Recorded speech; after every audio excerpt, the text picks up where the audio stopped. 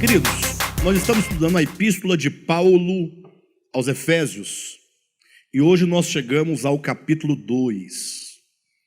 De acordo com a estrutura do texto, certamente nós entraremos hoje para uma segunda etapa dos nossos estudos.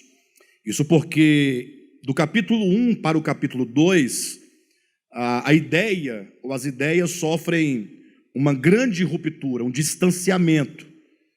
Não que não haja continuidade no pensamento, mas é porque o capítulo 1, ele trata da economia de Deus, ele trata acerca do Cristo de Deus e da sua obra para conosco, ou para com nós, os que cremos, da perspectiva divina. Ou seja, se vocês lerem o capítulo 1 com atenção, vocês vão observar que aqui está falando acerca de uma tríplice bênção da parte do Deus Trino para com seus escolhidos. Já tratamos disso em mensagens anteriores, vocês percebem. A ideia é como se o apóstolo Paulo estivesse fazendo a narrativa dessa economia divina lá dos céus. Se ele estivesse lá, imagine que ele tivesse sido arrebatado, atenção para o verbo como eu estou colocando, como se ele tivesse, e de lá ele fizesse então essa leitura da economia de Deus. Os irmãos entendem? E de repente agora ele sai dos céus e vem para a terra, o capítulo 2. Ou seja, ele muda a perspectiva. Ele agora vai falar também da economia de Deus, vai falar dos mesmos pontos, ou da maioria dos pontos tratados no capítulo anterior, mas agora ele mudou a perspectiva, ele mudou o ponto de vista e de orientação em que ele fala. De modo que nós demos para o tema dessa mensagem o seguinte título, um salto do céu para a terra, da eternidade para o tempo. Dá para entender? Um salto do céu para a terra, da eternidade para o tempo. Se no capítulo 1, Paulo falou acerca de como Deus, na eternidade passada, ele projetou para nós um propósito primeiramente de eleição e de predestinação e de redenção, e de perdão de pecados, do Espírito Santo enquanto selo e penhor. No capítulo 2 agora, ele começa a falar diretamente acerca do homem, este homem que é alvo dessa economia de Deus. Portanto, nós também precisamos mudar a nossa perspectiva. A partir do capítulo 2, olhemos da terra diretamente para o homem e falando acerca do homem e da condição do homem na qual ele se encontra. Por isso o capítulo 2 começa dizendo assim, vamos ler aqui alguns versículos e vamos fazendo a explanação aos poucos, Ele vos deu vida, estando vós mortos nos vossos delitos e pecados, nos quais andastes outrora, segundo o curso deste mundo, segundo o príncipe da potestade do ar, do espírito que agora atua nos filhos da desobediência, entre os quais também todos nós andamos outrora, segundo as inclinações da nossa carne, fazendo a vontade da carne e dos pensamentos, e éramos por natureza filhos da ira, como também os demais. Então veja que agora ele está tratando da condição caída do homem, se bem que ele começa dizendo, ele vos deu vida, é um aspecto positivo do evangelho, mas ele explica que no momento em que nós recebemos vida, nós estávamos dentro de uma condição.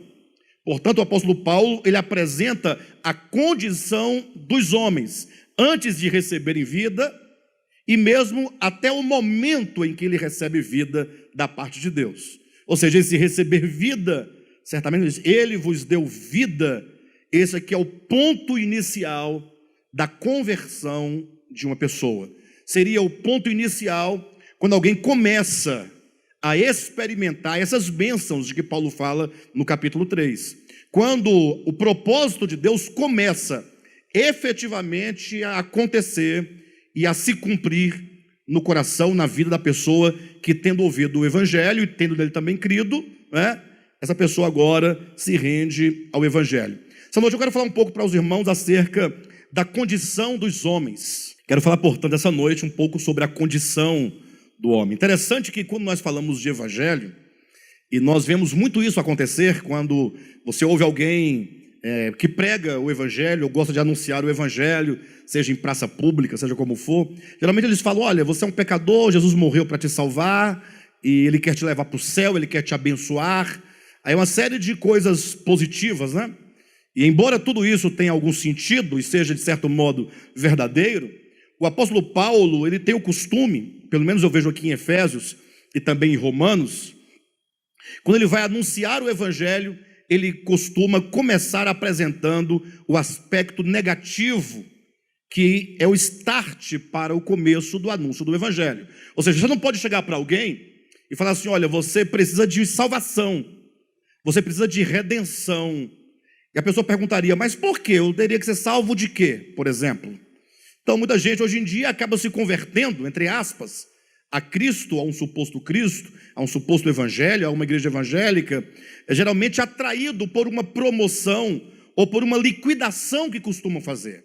Ou seja, eles entendem que eles têm que oferecer um tanto de coisas, como emprego, cura do corpo, oferecer algum tipo de libertação de alguma perturbação mental, ou qualquer coisa, mas que não é exatamente a salvação daquilo de que o homem precisa de ser salvo. Então muitas pessoas acabam agregando a uma comunidade cristã ou evangélica, buscando ganhar alguma coisa da parte de Deus, ou até mesmo com medo de ir para o inferno, com medo de morrer, com medo do coronavírus, né? E agora começa, vai que eu morro e eu vou para o inferno. Então ela acaba movido por esse medo de um destino eterno, de uma eternidade no sofrimento, acaba supostamente se convertendo. Mas veja que não há verdadeira pregação do evangelho sem que haja uma declaração clara acerca da condição do homem na qual ele se encontra e o motivo por que Deus lhe oferece um salvador. Por que que o homem precisa de salvação? Qual é a condição na qual o homem se encontra? Do que, de fato, ele precisa de ser liberto? São questões que nós temos que responder, a Bíblia nos dá a resposta para isso. Talvez seja esta a razão, porque Paulo coloca o capítulo 7 de Romanos como uma resposta, no sentido que ele apresenta ali que o homem jamais poderia receber a Cristo como seu Senhor, se primeiramente ele não chegasse à conclusão de que ele é um homem miserável, de que ele não pode, de que ele está condenado em razão da sua conduta, do seu coração e da sua consciência. De modo que quando nós lemos o capítulo 7, a demonstração do apóstolo Paulo é de que o homem, sob a lei, e por ser um transgressor da lei, por ser culpado em relação àquilo que ele pratica, aquilo que ele vive, então esse homem agora começa a tentar resolver o seu próprio problema. E quando ele percebe que não tem os meios necessários, ele chega àquele grande grito, né? Capítulo 7, versículo 24, miserável homem que sou, quem me livrará do corpo dessa morte? Então esse grito, capítulo 7 de Romanos, versículo 24, é exatamente o momento em que o homem ele consegue perceber a sua condição. Nenhum homem jamais vai chegar a esse grito, miserável homem que sou, se ele não perceber profundamente a sua condição. E esse é um ponto talvez a ser analisado, porque quantos hoje em dia, com tanta falsificação do evangelho, começaram a sua vida cristã a partir de uma desilusão consigo mesmo, a partir de uma percepção do seu coração mau e perverso, do seu coração caído, da impossibilidade de agradar a Deus.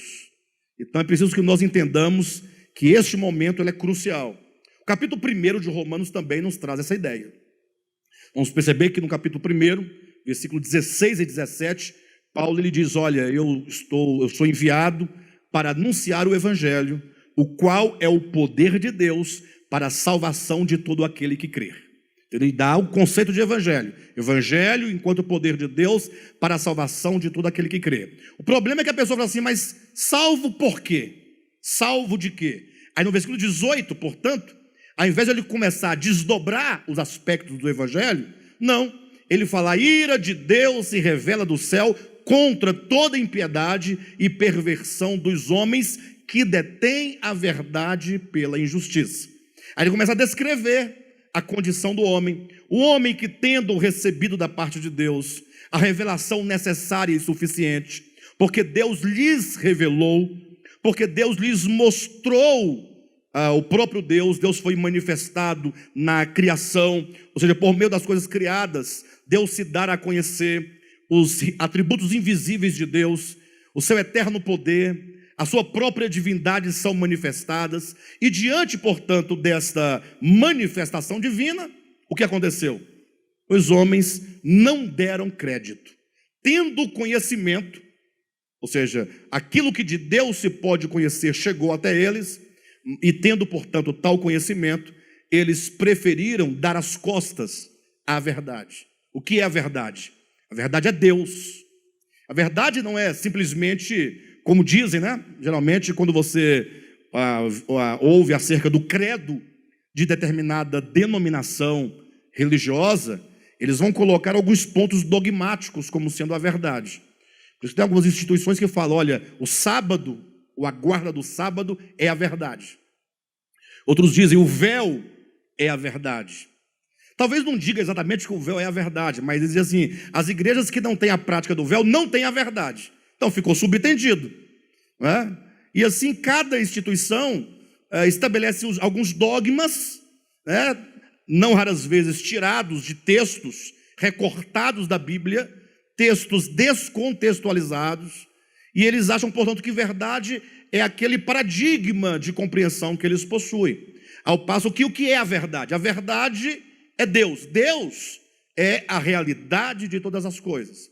E, portanto, a negação de Deus quanto àquilo que Ele é, enquanto ser eterno, aquilo que lhe é devido, a glória que se deve dar, o reconhecimento de que tudo procede dele, de que nós vivemos nele, por meio dele, para ele, é esse reconhecimento de Deus que, quando negado, é dito que os homens detêm a verdade, eles não permitem que a verdade se expanda dentro deles, ganhe os seus corações. A verdade, ela é reprimida e eles se dão e se entregam completamente, como diz o texto, né? Para a injustiça. Ou seja, o que é injustiça no contexto de Romanos capítulo 1? É toda forma de vida que nega a Deus o que lhe é devido. Então Paulo passa a descrever a condição do homem, capítulo 1 de Romanos, capítulo 2, até uma parte do capítulo 3, o apóstolo Paulo vai fazendo toda uma descrição da condição do coração do homem.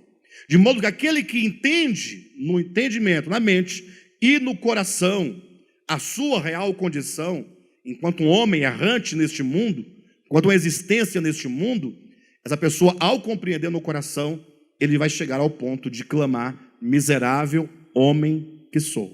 E aí começa, portanto, efetivamente, as suas experiências no que diz respeito ao Evangelho.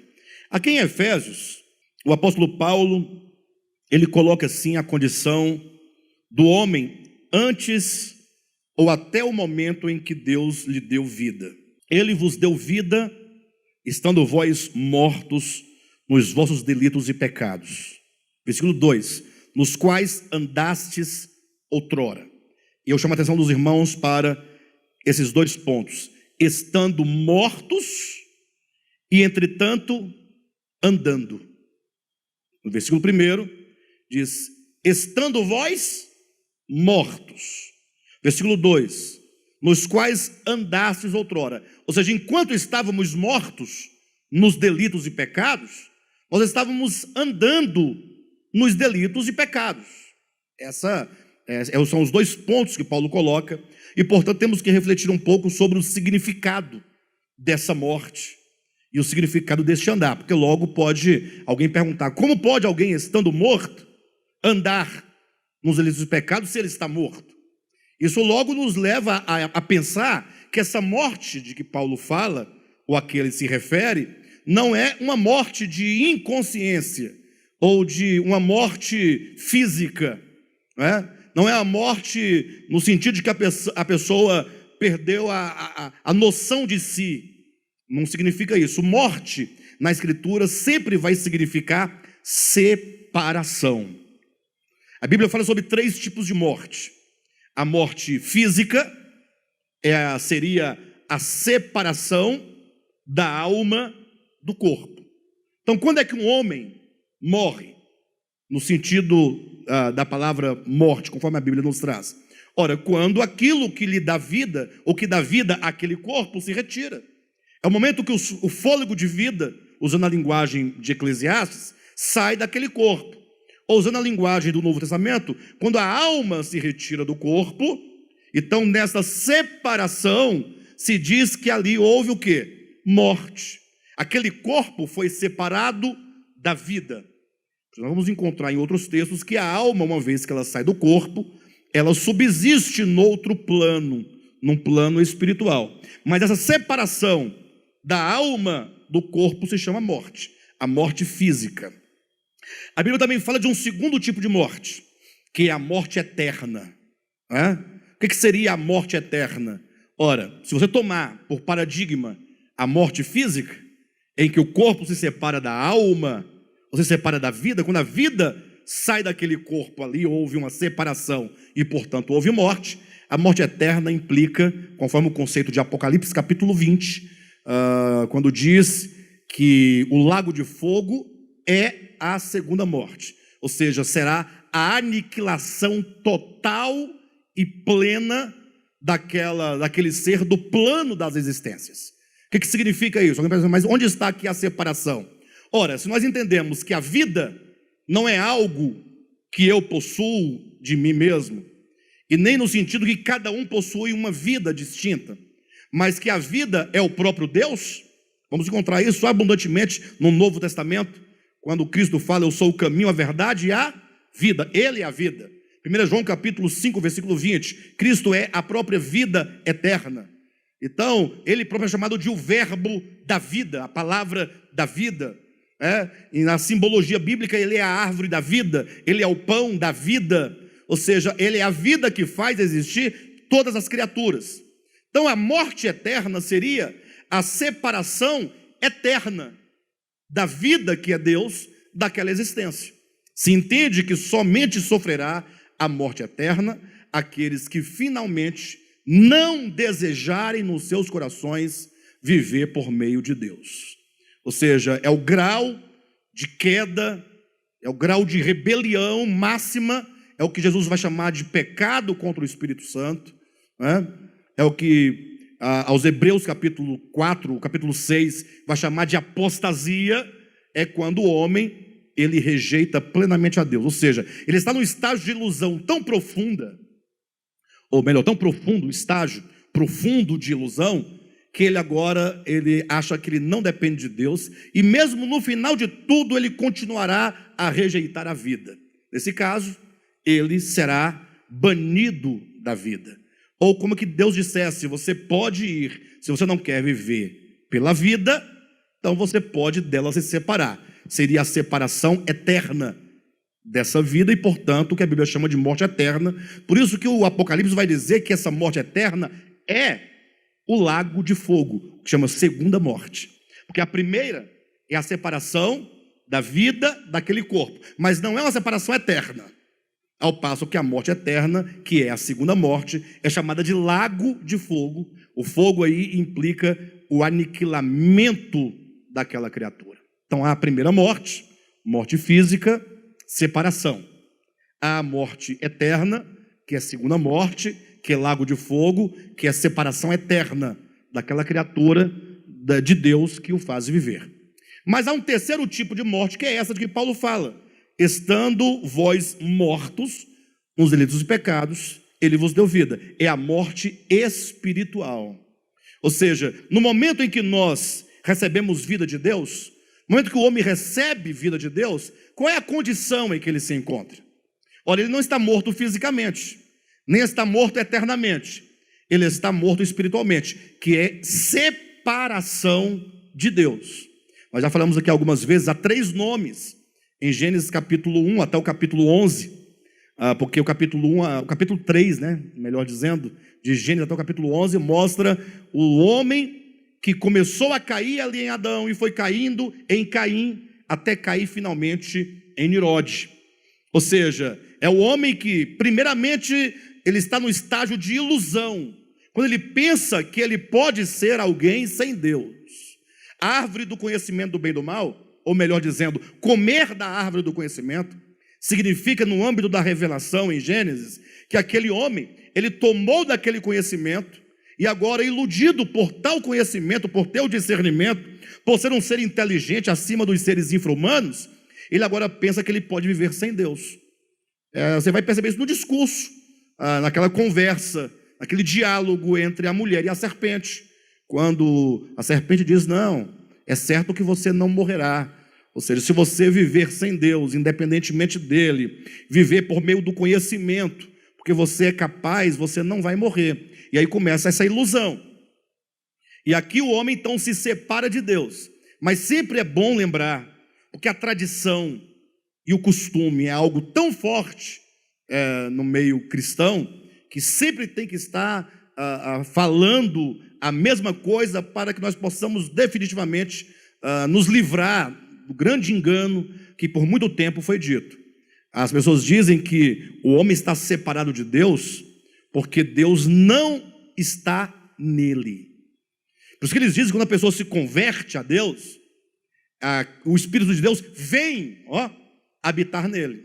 Eu sei que há dezenas de textos no Novo Testamento que dizem isso, ou melhor, que dizem desta forma, melhor dizendo. Quando Cristo diz: olha, eu vou enviar o meu Espírito.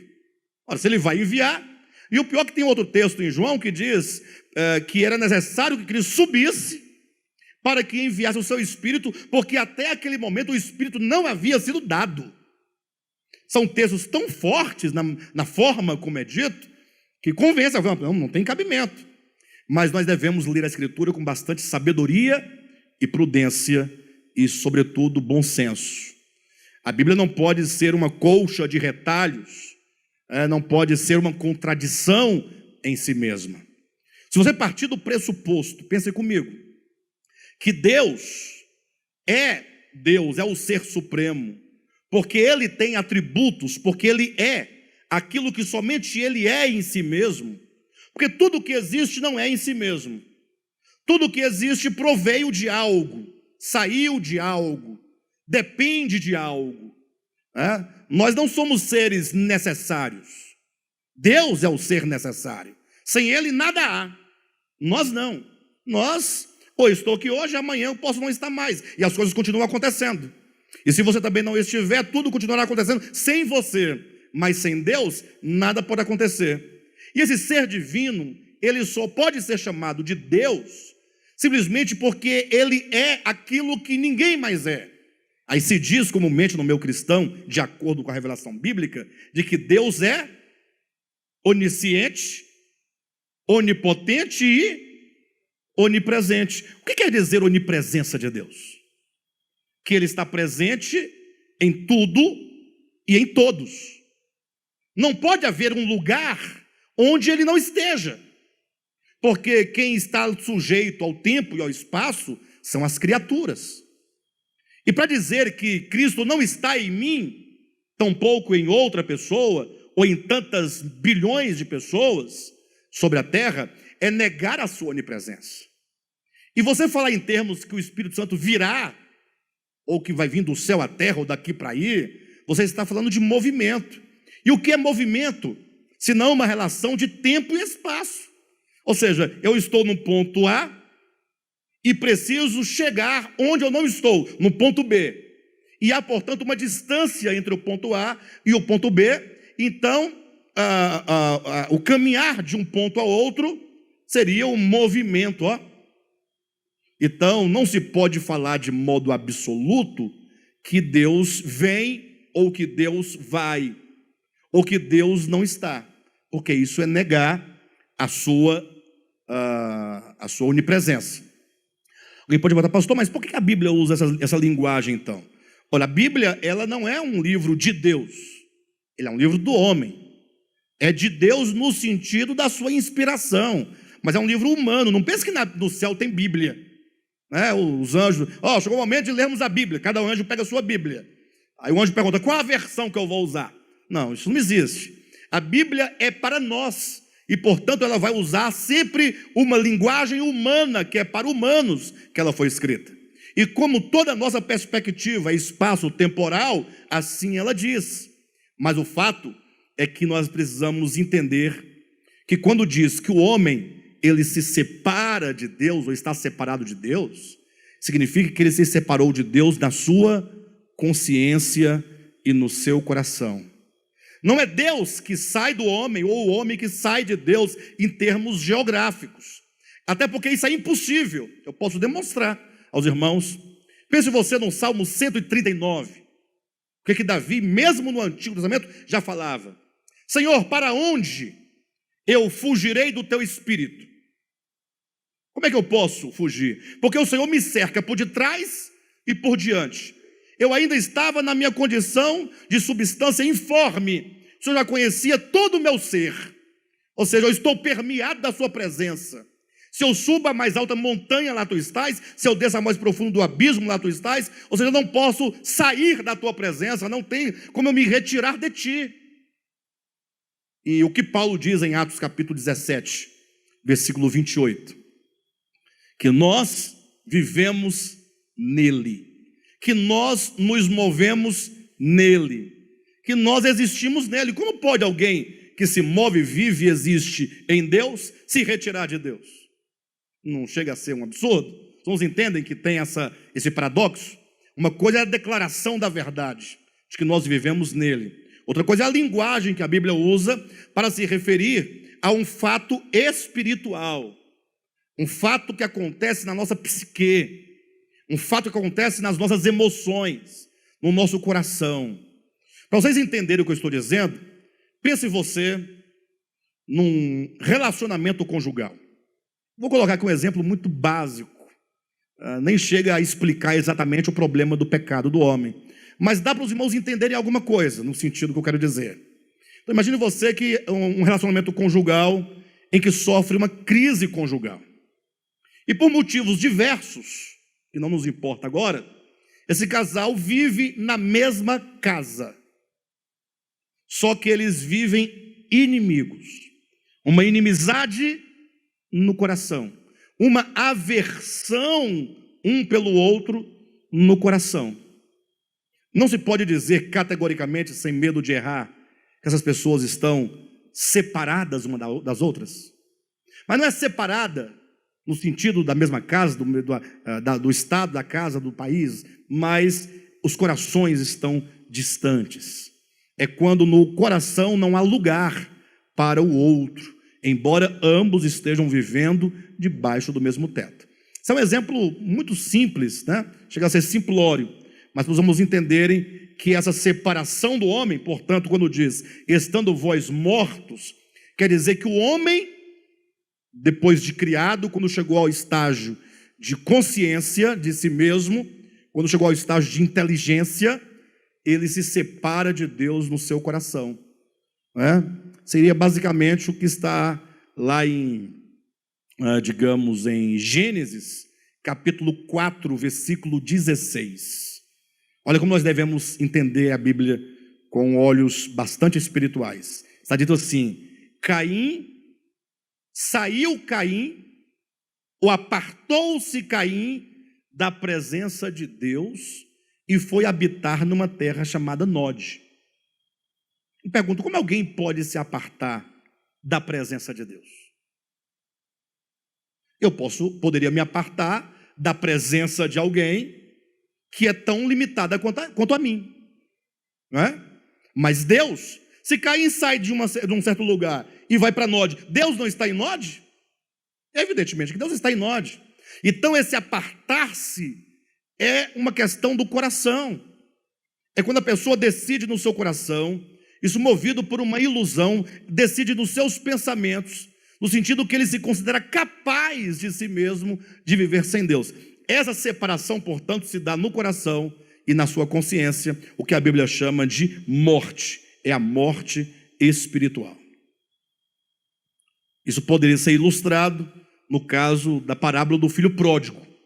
Quando o filho pródigo, ou antes de ser pródigo, mas quando aquele filho mais moço, ele decide no seu coração: vou morar numa terra distante.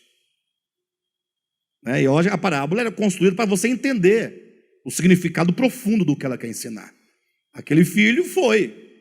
Mas eu pergunto, ele levou o pai consigo ou não levou? No seu DNA, no seu sangue. Mas ele levou o pai consigo no coração? Então vocês veem a diferença? Essa é a relação. E é isso que nós devemos pensar. Infelizmente, a maioria dos leitores bíblicos, ou da Bíblia, a maioria dos cristãos, eles leem a Bíblia e não discernem essas nuances de sentido, porque se apegam à letra e à imediatice do texto. Enfim, então essa era a condição do homem. Um homem totalmente iludido. Um homem separado de Deus, um homem alheio, Efésios capítulo 4, versículo 17, alheio à vida de Deus, totalmente vivendo por si mesmo e para si mesmo. Este homem nunca poderá ser um homem feliz. Se a felicidade é tudo que o homem procura, porque tudo que o homem realiza, em todos os âmbitos da sua existência, é procurando a felicidade. O homem se casa pela felicidade, trabalha por causa da felicidade. Tudo que ele realiza, que ele constrói, que ele planta, que ele adquire, é em busca de uma satisfação. E que seja uma satisfação perene, um gozo constante. Só que o homem, quando ele busca a sua satisfação em qualquer coisa que não seja Deus, ele nunca será pleno. Porque o homem foi criado para Deus. Deus é a plenitude de tudo. Se Deus é a plenitude de todas as coisas, Deus é a plenitude do homem. Para o homem ser pleno, ele terá que ter tal plenitude no seu coração.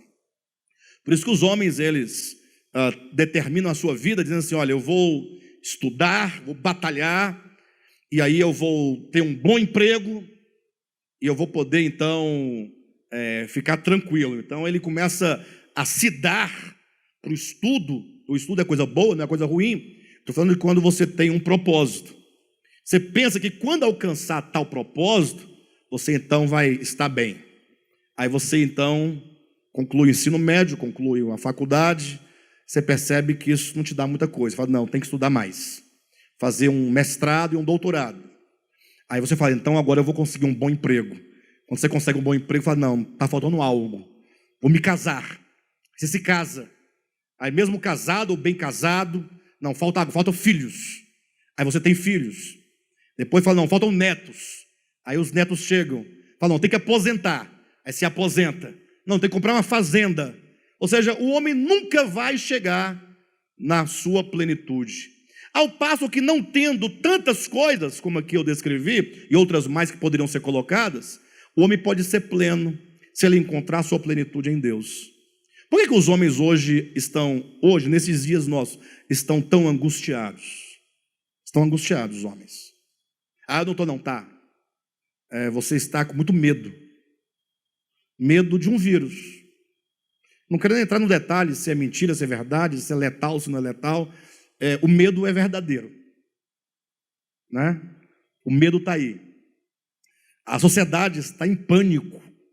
Pânico, pânico. Inclusive, domingo agora, eu vou ministrar uma palavra intitulada Uma Palavra de Esperança para um Mundo Amedrontado e Sem Deus. Vem ouvir essa palavra. A igreja que deveria, neste momento, agora, estar em pé, dizendo para o mundo que tem esperança, não. Ela está correndo do vírus, com medo do vírus, está se trancando, não fala com ninguém, não cumprimenta ninguém, não congrega. Pastor, mas nós não temos que tomar nossas medidas? Temos. Mas o problema não são as medidas que são necessárias. Até porque o que a Bíblia diz? Se Deus não guardar a casa, em vão vigia a sentinela. Deus guarda, mas tem a sentinela. Então nós temos a parte. O problema que eu falei é do medo. Medo de morrer. Imagina só. Medo do desconhecido. A igreja que precisaria estar dizendo para o povo que tem que ter esperança e que tem que se voltar para a fonte da vida. Ela também está com medo. Todo mundo com medo de tudo. Tudo isso implica um grande desconhecimento. E o pior é que a igreja que diz que Deus cura paralítico, cura cego, ressuscita mortos. Não tem um paradoxo não aí, não? Tem ou não tem? Ah, porque Deus ressuscita e vai acontecer, quando vai, acabou tudo, estamos correndo. É uma fé muito frouxa. Né? Não é que nós vamos andar por aí. Quantos cultos de cura divina. Mas o homem, ele está assim assustado, com muito medo. Isso é desconhecimento da verdade. Isso é desconhecimento de Deus. Então a condição do homem é uma condição daqueles que não conhecem a Deus. Bem, de todo modo, voltando aqui ao ponto, este homem que está separado de Deus, que está morto, que está na ilusão, aqui o apóstolo Paulo, ele vai dizer que embora ele esteja nessa condição, separado de Deus, nessa quarentena de Deus, olha que coisa maravilhosa. O povo não tem, quer fazer, está com medo da quarentena do vírus, mas não está com medo da quarentena não, dos milênios, né? Separado de Deus. É um paradoxo muito grande. Este homem, ele está muito vivo no que diz respeito às forças que operam no seu entendimento. E Paulo aqui ele é muito claro, quando no versículo 2, então, ele vai dizer que este homem morto nos delitos e pecados, e aqui ele passa a explicar o que são esses delitos e o que são esses pecados. Ele diz, nos quais, ou seja, nos delitos e pecados, andastes outrora. Ou seja, os homens estavam se movendo, vivendo em harmonia com tudo aquilo que não é Deus. Ou seja, o homem, ele não pode ser pleno, porque agora ele deixando a plenitude, ele procura se preencher com aquilo que ele mesmo pode produzir. Exatamente aquilo que está em Jeremias, né? 2 males cometeram o meu povo contra mim. A mim me deixaram o manancial de águas vivas e cavaram para si cisternas rotas. Esse homem, ele pode ter tudo, mas não pode ser pleno. Por que não pode ser pleno? Porque a sua plenitude está em Deus. Então, mesmo você não tendo nada, quando Paulo diz, aprendi a viver contente em toda e qualquer situação. Se ele conhece a Deus, ama a Deus, e encontrou a Deus no seu ser, no seu coração, no seu espírito, como um tesouro que estava escondido, essa pessoa, ela é plena. Ela não vai ter medo da morte. Ela não vai ter medo do vírus. Não é que ela vai ser uma pessoa desleixada. Não estou nem aí. Não é essa arrogância de achar que é o Todo-Poderoso. Não. É porque ele sabe que ele existe em Deus. E ele sabe que tudo pertence a Deus. E que ele sabe que aqui ou depois da morte ele está e continuará em Deus. E que Deus é o seu tudo. Mas nós nos apegamos a esta vida como se fosse o tudo que nós temos. E queremos o quê? Plenitude. Não é possível. Versículo 2. Nos quais andastes outrora, ou seja, nós andávamos outrora nos delitos e pecados, segundo ou conforme ou em conformidade com o curso deste mundo, primeiro ponto, segundo o príncipe da potestade do ar, do espírito que agora atua nos filhos da desobediência. Temos aí o curso do mundo, temos aí então o príncipe da potestade do ar, o espírito que atua nos filhos da desobediência. Como pode ser isso? Nós temos nos dedicado a compreender, já há alguns anos para cá, como podem ser esses fenômenos que a Bíblia fala.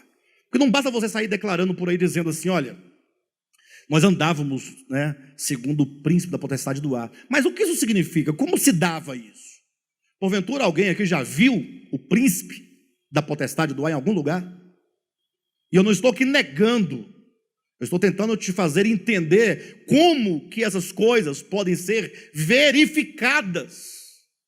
Porque aquilo que você diz que não pode ser verificado na própria experiência é apenas uma ideia.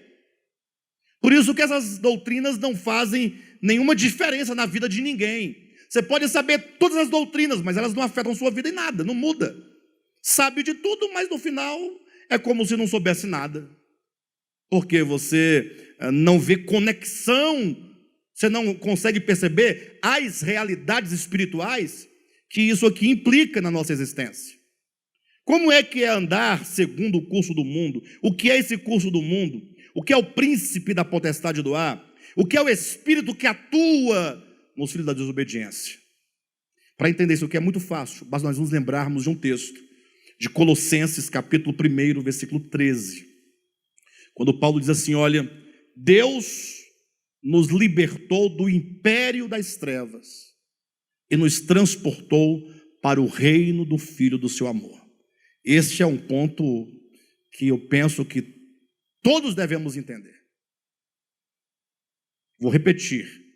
Os crentes confessam. Deus nos libertou do império das trevas e nos transportou para o reino do Filho do seu amor. Sim, essa é uma verdade, mas como é isso? Não, nós estamos libertos. Ah, você está liberto do império das trevas? Ah, o que isso significa? Que macumba não pega em você? Que olho gordo não pega em você? Olha, macumba não pega em ninguém que não acredita. Nem olho gordo, nem nada disso. A questão é, quando diz, Deus nos libertou do império das trevas. A palavra império, exousia, no grego, significa influência. Ou seja, é uma influência que as trevas, é o império das trevas, é a influência das trevas, é a influência que o engano exerce na sua mente, no seu coração. Aqui fala de pessoas que estão totalmente de acordo com as trevas, com a ignorância, com a mentira. Mas tem razão que Cristo diz, e conhecereis a verdade, e a verdade vos libertará. Ora, se eu só sou liberto quando eu conheço a verdade, o que me aprisiona? A mentira. O que é a mentira, senão o engano? O que é o engano, senão as trevas? Então, a mentira, o engano, as trevas exercem forte influência sobre nós. Na verdade, nós somos todo influenciado. Tudo que somos, nós sofremos influência. Seja das trevas, seja da luz. Seja do engano, da mentira, seja da verdade. Aquilo que nós somos é uma constituição. E essa constituição é uma influência sobre nós. Quando diz, nos quais andastes outrora segundo o curso deste mundo, quer dizer que esse mundo tem um curso. A palavra curso aqui dá a ideia do leito de um rio. Ora, tudo que está naquele leito segue numa mesma direção, no mesmo sentido, buscando um único alvo, um único objetivo. O que significa que tudo que há no mundo, espiritualmente falando, está seduzido pelo quê? Nós temos que reconstruir a nossa história, a história do homem. Lembre-se que toda a história do homem em relação às trevas e à luz, em relação a Deus e ao diabo, em relação à verdade e à mentira, começa lá em Gênesis 3. E nós devemos ficar espantados do fato de que lá, embora a narrativa seja uma narrativa mítica, mas o que encontramos lá é um diálogo. É uma serpente falando à mulher, tentando convencê-la do contrário daquilo que Deus disse. Tanto é que começa o capítulo 3. Não é assim que Deus disse, falou a serpente. E aí a serpente dá a versão dela acerca do que Deus teria dito. E Eva então continua ali no diálogo, também dá a sua versão acerca do que Deus disse. Dá um embate de ideias, de pensamento. E aí a serpente, não podendo distorcer, ou torcer, como você queira, o sentido do que Deus disse, chegou a negar o que Deus disse. Esse é o caminho do engano. Primeiramente, você quer enganar? Distorça as palavras. Modifique o sentido das palavras. Schopenhauer foi o mestre dessa arte, que escreveu um livro inteiro, A Arte de Enganar, né? Você quer vencer um debate?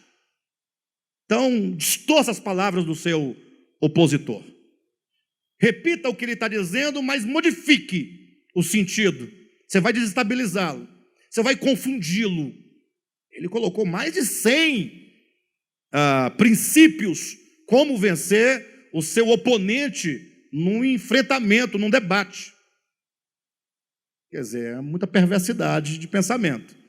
Lógico que quando você está lidando com um filósofo, você jamais pode confundir o que ele está dizendo com a pessoa dele. Assim como quando você lê um poeta, não confunda, porque ali ele está apresentando uma ideia que no final ele pode estar querendo apenas dizer: isso é o que fazem quando querem enganar. Não necessariamente ele está dizendo que isso é ético, que isso é moral, que isso é bom, que isso é divino, nada disso. Temos que tomar cuidado com as leituras, porque nem sempre a intenção de quem diz é aquela que se compreende na leitura imediata. De todo modo, o caminho é: a serpente primeiramente distorce o sentido, né? Deus havia dito: de toda árvore do jardim comerás livremente. Pode comer de tudo, mas da árvore do conhecimento do bem e do mal, não. Ou seja, você pode viver de tudo isso aí, mas você não pode viver pelo conhecimento. Conhecimento, quando não é dosado com o que é divino, ele te torna orgulhoso. É o que Paulo diz em 1 Coríntios capítulo 8. Diz que o amor edifica e o saber, o conhecimento, ensoberbece. Então ele distorceu o sentido. O diabo falou, a serpente disse: não foi assim que Deus disse, não comerás de toda árvore. Deus disse, de toda árvore comereis. Ela disse, de toda árvore não comereis. Só mudou a ordem. Aí a mulher disse, não foi assim. Deus disse que nós podemos comer de todas as árvores. Da árvore do conhecimento, entretanto, não podemos nem tocar e nem comer. Me parece aqui, na primeira leitura, que a mulher já estava sendo seduzida pelo engano, uma vez que ela altera um pouquinho o falar divino, que não consta, não toqueis. Quando o inimigo ele percebe que ele não consegue por meio da distorção, aí ele vai por meio da negação. A mulher disse, porque senão morreremos. A serpente disse, é certo que não morrereis. Olha o texto, vendo a mulher que a árvore era boa, agradável à vista, boa para dar entendimento. Esse vendo mostra um processo de sedução. Como que a serpente caída, rasteira, já estava influenciando a sua mente e o seu coração. A ideia que o texto nos apresenta é muito clara. Em nenhum momento houve ali uma tentativa de obrigar pela força que a mulher se voltasse contra Deus. Não é usado isso.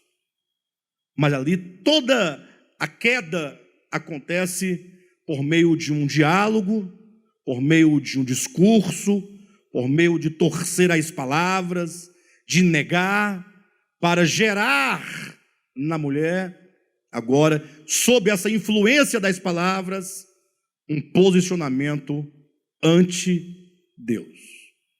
A palavra império quer dizer as influências que são exercidas. Não confunda exousia com o dunamis, o dunamis, que seria um poder de dinamite, um poder de explosão. Ou seja, não é uma força que te obriga a algo, mas é uma influência. E toda influência é sutil. Então, reconstruindo a história da queda do homem, e lendo aqui em Efésios capítulo 2, fica claro que esse curso do mundo fala de um segmento, de uma direção, de um fluxo natural de todos aqueles que estão sob aquela força de influência da mentira. Inclusive, essa influência, ela é tão forte, mas ela é tão forte, que os homens amam a mentira, aborrecem a verdade, mesmo quando se deparam com a verdade e desmascaram a mentira. É tão mais fácil a pessoa ser enganada. Eu vou dar uma prova cabal, como a pessoa gosta de ser enganada. Querem ver algo? Digamos que posso pegá-los como exemplo? Casal? É hipotético, né? Vou tomar aqui o Cadmo e a Cadma para representar qualquer um de nós, qualquer casal. Cadmo foi trabalhar, saiu 7 horas da manhã, passou o dia na rua, chegou em casa meia-noite.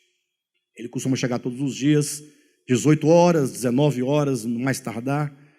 Nesse dia ele chegou às 0 hora, meia-noite. A mulher dele pergunta: onde é que você estava? Eu pergunto: ela quer a verdade ou ela quer a mentira? Na opinião de vocês. A verdade? Não tá bom. A verdade. Vamos dizer que o Cadmo vai mentir. Não, me envolvi, tive um problema lá com uns créditos que eu tinha que receber com a pessoa me enrolou e depois a máquina deu problema. Ficamos até agora tentando resolver o problema e não consegui. Seria isso uma suposta mentira. Isso que é hipotético. A Cadma se dá por satisfeita ou não? Hã?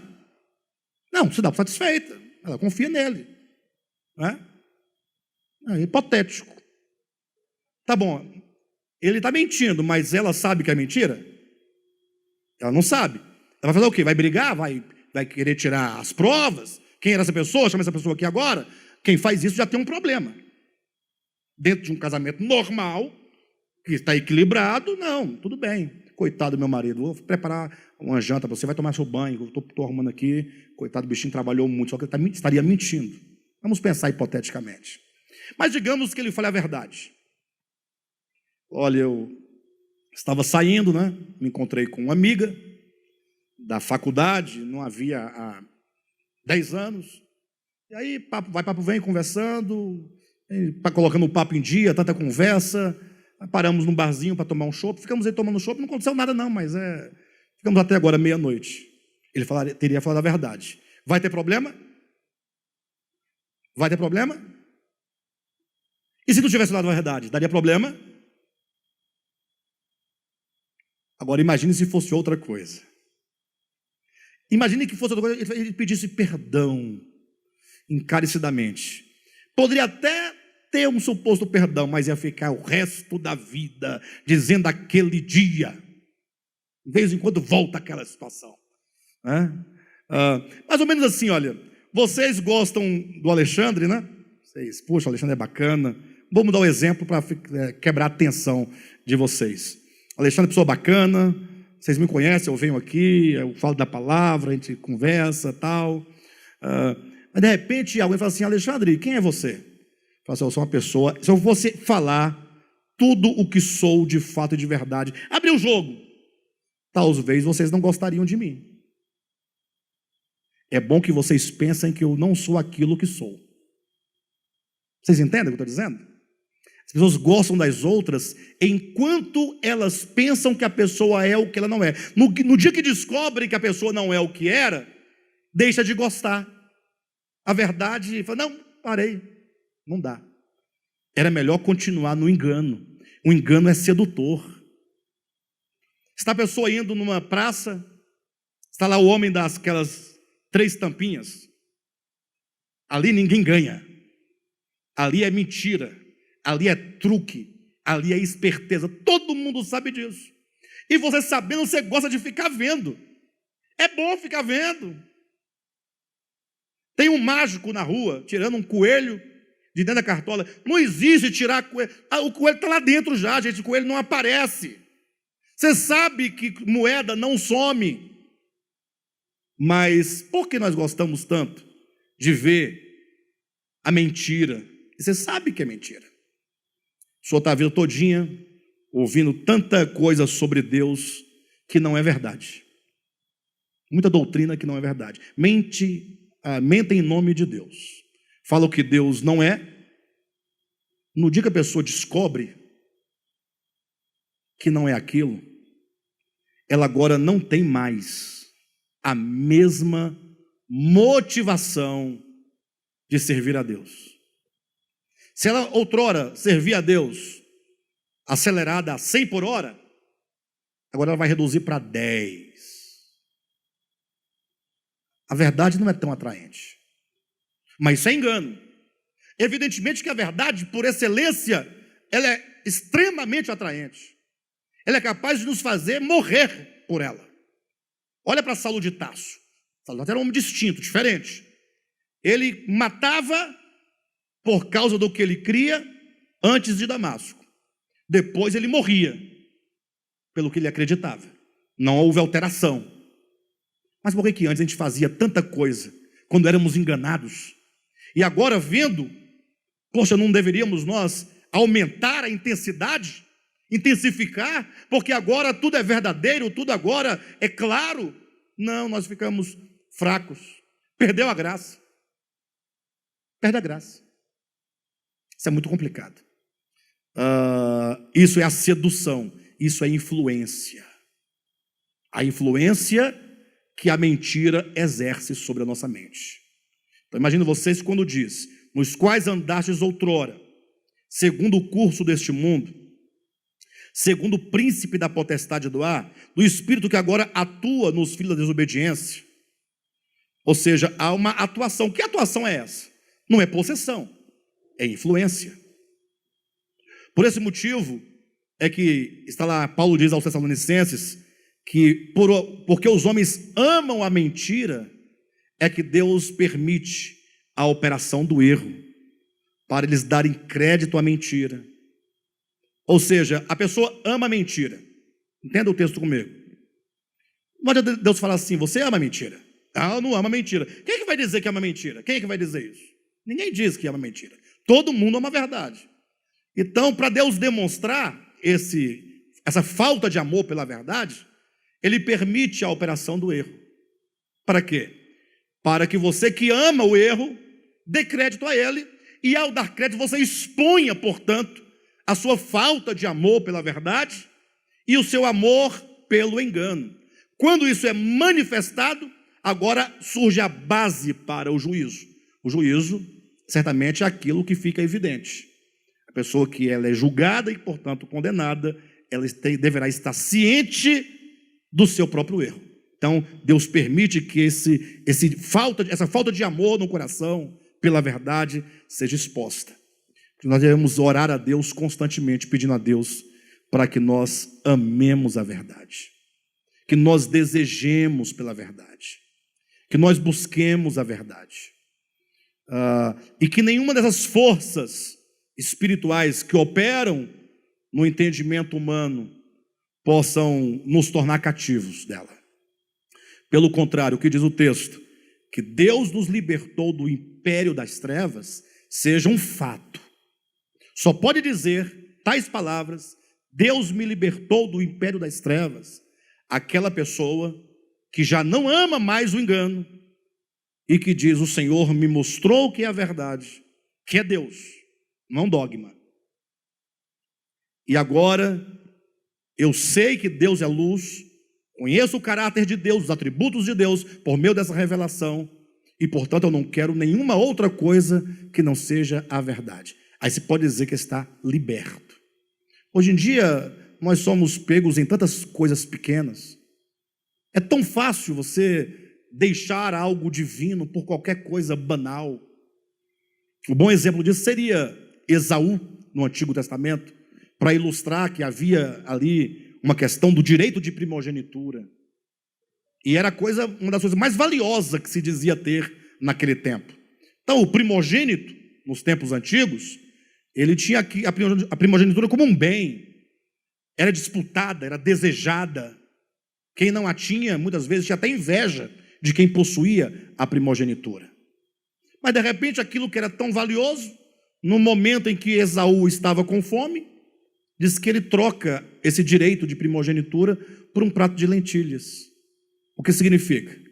Que a ideia de primogenitura, enquanto algo que ainda para ele seria futuro, de fato não tinha nenhum valor. Se ele a amasse de fato e de verdade, ele morreria, mas não trocaria esse direito de primogenitura. Hoje em dia não, nós próprios arrumamos todas as maneiras de justificar a nossa condição. Isso prova que não raras vezes estamos sob a influência do engano. Isso é uma coisa muito séria, porque isso é uma denúncia, né? Isso, se levado a sério, logo se perceberá qual é a condição que se encontra o cristianismo. Né? Porque de repente nos deparamos com algo tão belo, tão claro, tão cristalino, tão meridiano, mas de repente nós justificamos porque nós não abraçamos aquela causa. Né? Geralmente as pessoas que fazem palestras motivacionais, empresariais, essas coisas, costumam fazer um exemplo, o Cadmo sabe disso, de a pessoa que está ali palestrando, tira uma nota de R$100 do bolso e diz assim: quem quer essa nota? Aí muita gente levanta a mão, senão todos levantam a mão. Mas ninguém levanta e vai lá buscar a nota. Quem quer essa nota? Levanta e... Ah, não, eu quero. Esse eu quero, sem reação. Vocês entendem como é que é? Com respeito à verdade, é desse modo. Né? Por exemplo, eu vou falar domingo, dentre vários textos, eu vou usar o texto do Salmo 91. Alguém conhece aqui o Salmo 91? Aquele que habita no esconderijo do Altíssimo e descansa à sombra do Onipotente. Nós temos dois pontos que são fundamentais. E daí você pode começar a pensar. Essa pessoa, ela habita. Ela fez uma casa para morar. Essa casa é Deus. Habita em Deus. E porque a sua casa é Deus, ela descansa. Só pode ter descanso se a sua casa for segura. A sua casa onde você mora é segura? A sua casa onde você mora é segura? A casa onde o Silvio Santos mora é segura? Ele foi sequestrado dentro de casa. Não. A sua casa é mais segura do que a casa do Silvio Santos? Bem, se ele foi sequestrado dentro de casa, e a casa dele é mais segura do que a nossa, então nem a dele nem a nossa é segura. E por que não é segura? Porque nós mesmos estamos colocando fechadura, cadeado, uma peixeira debaixo do travesseiro, um 38, defendemos o armamento. Tudo isso é insegurança, é medo. É medo. Medo de que alguém roube o seu dinheiro, a sua joia, mate sua mulher, seu filho. Mas o texto diz: aquele que faz do Altíssimo a habitação, ele descansa, e não é qualquer descanso, é a sombra. E aí ele diz ao Senhor: tu és o meu refúgio. O texto diz: fizeste do Altíssimo a tua morada. Aí vem um tanto de declarações a partir daí, de segurança. Então, agora seria a hora de nós começarmos a colocar em prática a nossa fé. Pastor, e se eu fizer isso, não vai pegar em mim, não? Bem, sua pergunta já respondeu já respondeu. A sua pergunta já disse tudo, porque você quer uma receita, e fazer de Deus a habitação não é receita. Né? Porque quem faz da habitação não pergunta isso, e vai dar certo, e funciona, e livra mesmo. Está igual o outro, né? Você tem fé? Tem. E disse que ao lado da casa dele tinha um monte bem grande, um morro muito grandão. Falou assim: pois antes de você dormir, você declare ao monte que ele se retire de lá e vá para o outro lado da sua casa. Vá dormir depois que você ordenar. No dia seguinte você pode abrir, que ele terá mudado, se você tem fé. O pessoal acreditou, né? Todo empolgado. De noite, abriu a janela: monte, retira-te daí e vá para o outro lado. Amanhã, quando eu acordar que eu abrir a janela, tu não estarás mais aí. Fechou e foi dormir. Dia seguinte, abriu a janela, lá estava um morro, no mesmo lugar. Ele falou assim, eu sabia. Né? Daí vocês tiram como é que nós somos. Precisamos nos voltar a Deus no coração.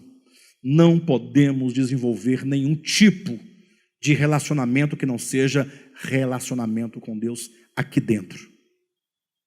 Deus é maior do que tudo. Creia nisso. Não permita que nenhuma influência, nem influenza, domine seu coração e a sua consciência. A pergunta, pastor, e se eu morrer? Se você morrer, não, você vai morrer. Não tenha dúvida disso. Se não for pelo corona, vai ser por outro, da AIDS. Vai ser um câncer. Pastor, cruz credo, para, você é praga. Não, você vai morrer atropelado por um Corolla. Ou você vai morrer porque você vai fazer um reparo no telhado da sua casa e vai cair de cabeça. E pode ter seu bilhão para lá. Cai, morre. Ou você vai dormir e não vai acordar mais. Vai ser assaltado, vai levar um tiro, uma facada. Vai morrer empalado, crucificado, estripado. Vai morrer de susto, de velhice. Né? Vai morrer, você não vai escapar. Né? Vamos confiar em Deus. Ele é maior. Tome todos os seus cuidados possíveis. Lave sua mão, né? Passa o seu álcool em gel. Tá certo, tem que fazer isso mesmo. Evitar o que pode ser evitado. Mas não perca sua confiança nele. Amém, queridos? Bem, estamos falando da influência, né? O pecado enquanto uma influência nas nossas mentes. Semana que vem eu vou prosseguir falando sobre a condição do homem, como ele vivia sem Deus antes de ser ou começar o processo de regeneração. Tá bom?